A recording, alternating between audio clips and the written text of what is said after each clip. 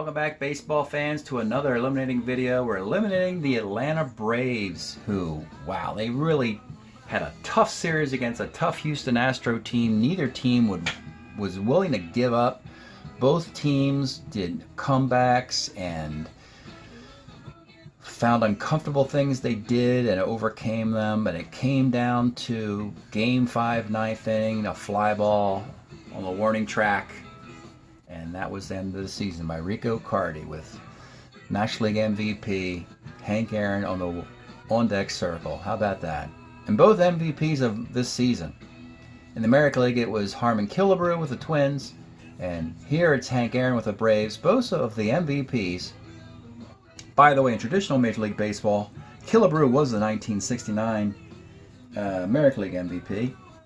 Hank Aaron was a runner-up in 71 to, of course, Joe Torre, along with Willie Stargell were runners-up. So there's some semblance of consistency there. We know in between that, Johnny Bench does it in 70 as far as MVP. But let's get back to the stats here, folks.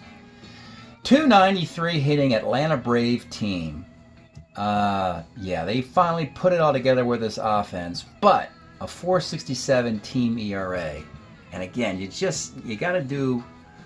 You can't have any dramatic weaknesses on your team. They'll get exploited and you'll get knocked out. And that's what happened to Atlanta. Maury Wills and Felix Millan, they both hit over 370 at the All-Star break. They would normally bat first and second on every team other than Atlanta. They batted 8th and 9th and put up these numbers.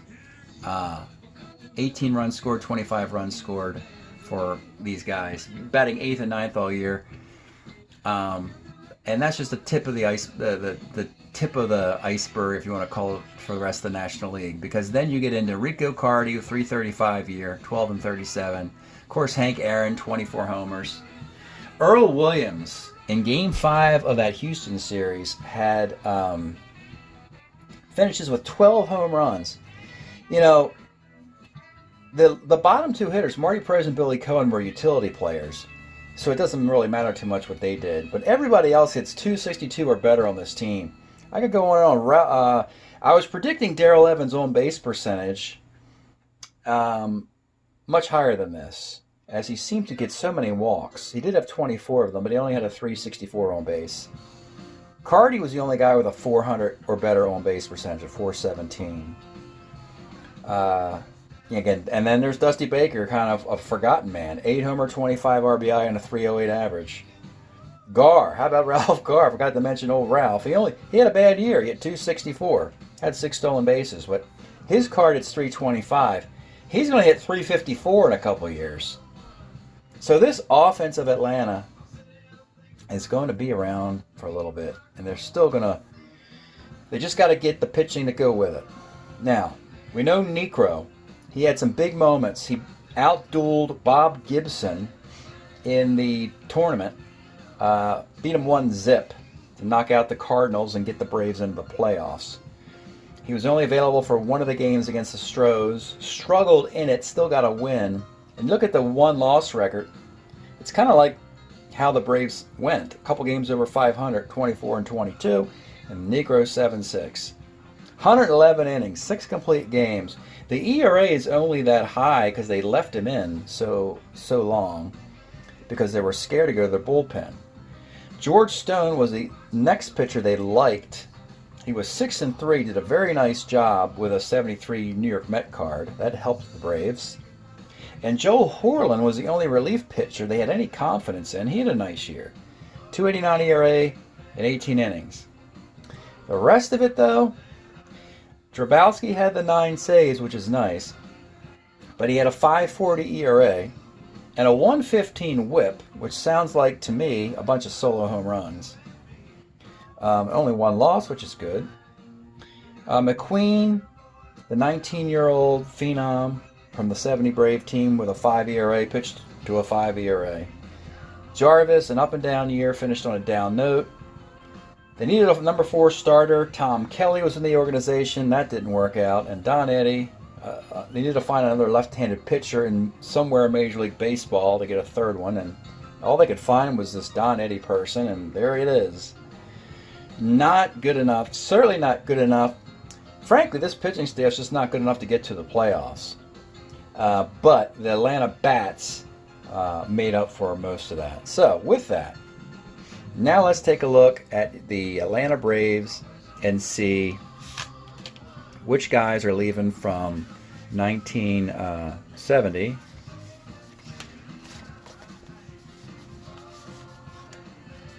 And of course, there's going to be some great guys here.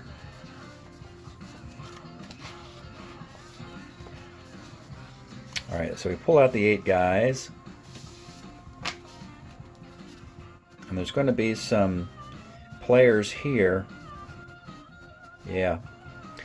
Oh boy. Yeah, there's going to be not too bad. I mean, it's not like they're losing a bunch of guys at once. So there's some nice names in there, but also some utility players in there as well. And this is what they're going to bring back. They're going to bring back 7 hitters and 5 pitchers, which is the optimal strategy. So you're balanced going into, have a balanced needs going into the draft. 7 hitters and... Alright, so we have Earl Williams still. He's your catcher. Magnificent year. I think the Earl Williams-Dave Johnson trade might happen in this offseason because Baltimore has too many keepers and they want to let Davey Johnson go. So their phone might be ringing and we could have the Earl Williams-Davey Johnson trade in the offseason. Darrell Evans at third. So you have catcher, third base, outfield. Maury Wills still playing short. Marty Perez, utility player in the infield. Carr in left, Baker in center. And where'd Aaron go? There he is. So yeah, these 7 guys, you can build your team right there. You know, catcher, an infield. You need a first baseman, right? Left, center, right. So you need a first baseman, not a big deal. Necro and Stone. Stone can't pitch on 3 days rest, but he's very good. Tom Kelly is not very good. He's your number 6, number 3 starter. Don Eddy character. This Carr does not play well at all, as you can imagine. Statistically, though, the stats aren't that bad. 2.35 ERA. But unfortunately, what the stats don't show is the amount of guys he walks. This just is not going to work. We tried this card for 2 different teams. We tried it with Baltimore, it didn't work. We tried it with Atlanta, it didn't work. Again, just because he throws left-handed, that's why he's in the league. And here's that Joel Horland card we'd like. Now, Horland was an A in 72 at the end of his career. Played most of it with the White Sox. He gets a World Series ring with this Oakland team.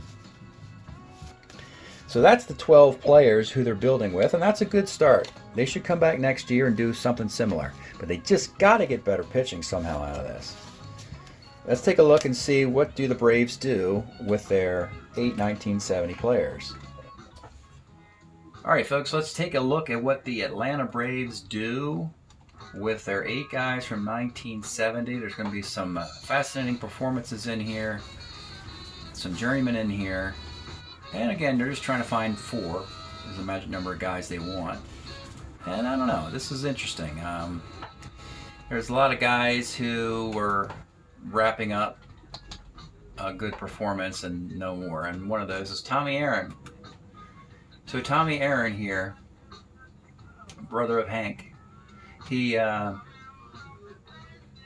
he in this era was a pinch hitter, and the splits, you would say, oh, how did this guy get in the league? Well, you had to see the card, and the splits were opportunistic against lefties, so they were used. In 71, 10 fewer plate appearances with the Braves. Did they make his card as a pinch hitter? We'll take a look at Gary's roster page, superds.tripod.com. We'll go to the 71 roster for Atlanta and see if a Tommy Aaron card exists. I don't think there's going to be one. And the answer is no. Baker, Garrido, McQueen, Pretty. So Tommy Aaron's career is over. So one retirement. All right, next player who had incredible years in the 69 and 70, Rico Cardi. My goodness, folks. This monster. So The way it worked out is we only got 5 years out of it because we used all 4 years of that 69 card, right? And then 1970 was put in the neck immediately, and it's now used up because you had the 69 card for 4 years. Yeah, that's what happened right there. And then something happened in 71. Maybe he got hurt. He was out of the game. And he comes back. Later in the middle and later part of the decade, he had some nice power numbers here. 18 and 31 and 20 homers. But early on, not looking good for Rico. 72, he's got a decent year. 73 and 4. Not so much in small sample sizes. He bounces around baseball. Oh boy, if I'm the Braves, I think I want to try and get him back into the 72 card because the numbers are good. Nice on base and slugging, 6 homers in half a season. I try to get him back for 72, and then after that you can give up on the guy. Now, we find better keepers than Rico Cardi. We can force him into retirement. We cannot put him on waivers. You can only put a player on waivers who has the next year, which is 71. And so he can't qualify for waivers. So, and by qualifying, meaning that Strat-O-Matic has to print his card. So, the next player is Billy Cohen. 63 to 72. He was an Angel. Wasn't really associated with the Braves in this timeline, but they acquired him. Had a nice 69 as well, 69 and 70. 71 is pretty much the same thing. 182 plate appearances. Did they make his card? For the Angels? They did. So what he was doing was a right-handed platoon or DH or possibly first base against lefties. So I think for now, we'll make him a keeper. And again, we've seen some weak players on some spots in this, so we've identified 2 guys they want to keep, though they're not the strongest of keepers. Next player is Gail Hopkins. He got some added versatility because he played a little bit of catcher with his 1970 card. When you look at him, that's the only time he ever caught. It's right here. You see the 2. And he also did a little bit of catching in 74 for the Dodgers. Just a slight bit. But that bit of versatility really helps in the carryover league, because you want to carry a backup catcher on your team because of injuries on the roll of 11 or 3 on catchers. 70, a 286 year. And 71 does the same kind of thing, really, from going from the White Sox to the Royals. But he's mostly just a corner first base DH type. But you know that card is going to exist 339 at bats. Batting average on base, slugging, that's a nice performance. So maybe he becomes the first baseman again. And platoons with Billy Cohen. That could be your platoon first base combination. Again, in this era, if you're waiting around for some superstars, you're not going to necessarily find them. You only have 24 major league teams.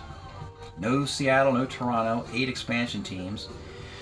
So don't roll the eyes at Billy Cohen and Gail Hopkins. They might be valuable players in this carryover league. Next player, Felix Millan, put it all together with his 70 card. Went to the All-Star game. Hit 380, finished it hitting 360. And actually he had a fine, he was an All-Star. And coming off a Gold Glove in 69, he had 310. Nothing to sneeze at for Mr. Millan there. Look, his OPS is 732 out of a guy who choked up on the bat there. So that's a lot of OPS for 183 hits, 25 doubles, 5 triples. Does the same kind of thing in 71, 289. All-Star, gets a Gold Glove. No reason to leave Atlanta and go to the Mets yet.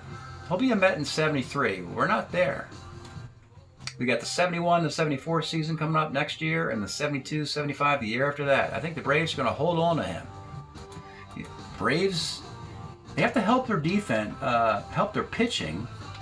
One way to help their pitching is to keep their defense, and Millan would help. So, now we're to the point with 4 keepers. If we find somebody we like in the last 3 analysis, then we can say maybe we'll want to put Cohen or Hopkins or waivers. Pat Jarvis is the next guy, the first of the pitchers to analyze, and he had a really nice card in 70 with the Braves. Whole career except for 73 with the Braves. 70, this is a nice little year here. 254 innings, .22 whip. 69 and 70 were pretty good. 71 and 2. Yeah. You really want to improve your pitching staff, but I don't know if there are guys out there. I really don't. And you might, a bird in the hand is worth two in the bush. You can say keeper, and then during the draft you can change your mind too. I mean, so I'm keeping Pat Jarvis. I don't know. I can't say for sure there's going to be somebody better than that. I mean, it's Atlanta. I mean, this is one of the reasons why the Braves weren't winning World Series during this time, because they just didn't have a lot of pitching, and frankly, a 4.10 ERA playing in Atlanta isn't bad at all. So Pat Jarvis will be considered a keeper for the present. All right, a couple more pitchers. Oh boy, Mike Mcqueen. So this was the young reliever brought up.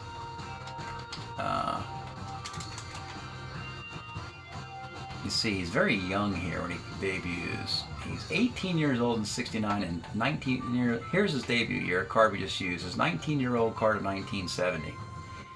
Gosh, his career's over by age 23. Probably rushed a little too soon here. The stats were really bad, but how does he get into a league with stats this bad? He throws left-handed, and he gets left-handed batters out. The splits, the percentages don't show it. For instance, on McQueen's card I'm looking at, it shows 14% against lefties, but I'm going to increase that when I play these games. So in 71, if he can get lefties out, which I assume that's why he's still in baseball at this point, he's going to get in the league. So I'm going to keep him now. Now we got way too many keepers. And this is a good thing. I mean, Atlanta's going to have all off season to sort this out. And some of these guys aren't really that great. They'll go on waivers or get traded. But having so many keepers at the beginning is a good problem. You want as many keepers and waivers guys and as few retirees as possible.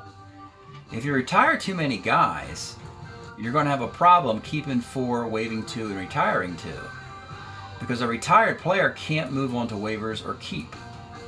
But a keeper can go on waivers, and a waivers can go into retirement. So that's the direction you want your off-season to go. And the last player, Drabowski. Interesting career. From 56 to 72. Long pitcher, born in Poland. And he has some fun moments in his career. In Baltimore in 1966, he would get a World Series ring. Doesn't in 70 though. In 70, he had left Baltimore, or 69, to go to Kansas City. Comes back in 70. Interestingly, may have gotten a ring. We'll look at the postseason numbers after we analyze. He's still pitching, folks. 71, 60 innings for the Cardinals. 72, not that many innings. But look how he ends his career with a nice ERA at 257 and 72 at age 36. Lifetime 371 ERA. Let's look at the postseason pitching. Kind of curious about it.